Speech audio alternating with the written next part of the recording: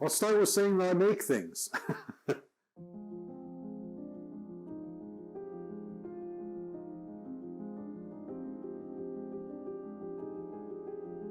I've been everything from a special maker effects artist to a prop maker to I've even done medical prosthesis. You know, it's about, if it's about art, I like to make it. And the thing that I love about the BJB materials is I can make anything with them. You know, I use them for my molds, I use them for my castings. They give me all kinds of, you know, I love doing full finishes of things so that something that looks like, let's say, metal, when you touch it, squishes under your touch, you know, and I can get that with BJB materials. They can do those kind of things and hold up and last, you know, so I've been using them my whole career.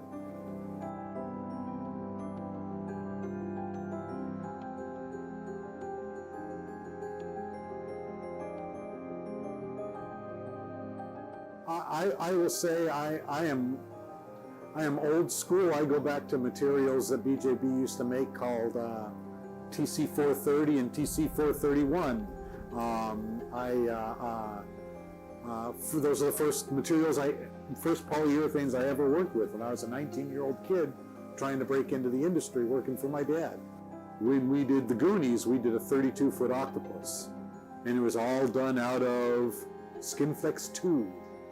And it was plasticized, and then we laid actual sheet foam into the back of that. And in some places, to make it attach, we added some of the 274 foam against that to make them bond together and all of that. So we had a waterproof or water-resistant octopus that we could shoot in the water. I would have to say the best things about using urethanes over silicones, aside from price, is that urethanes are a little more durable in the long run. They hold up for longer.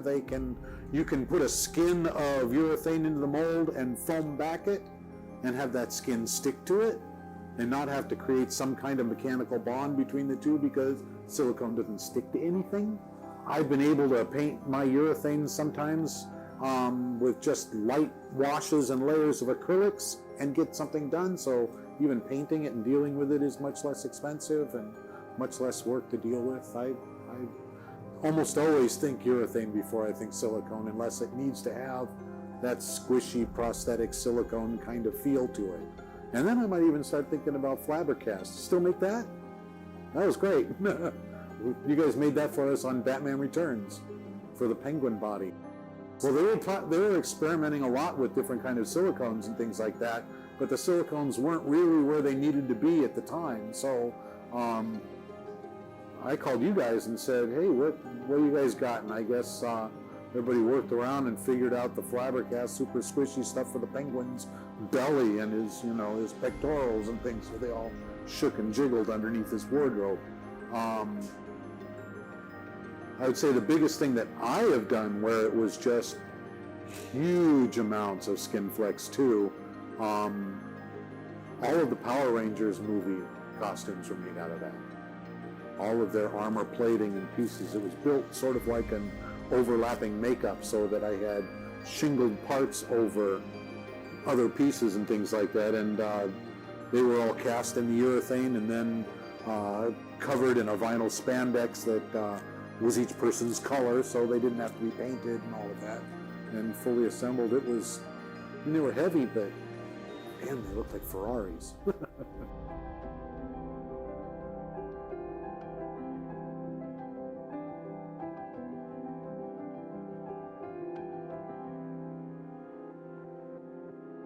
I will say, and I'll be honest, I'm not a brand specific kind of person. If a material is going to do what I want it to do, I don't really care who makes it. It's going to be what I want it to be. That being said, I'm also a bit of a creature of habit. And being the fact that I trained on BJB materials from the age of 15, 16, 17, and learned with them and how to work them and was able to master them at that time, and having never been let down by them, there wasn't really a need to go to other materials and try other people's stuff. I have been in other shops and had to use other people's materials and things like that.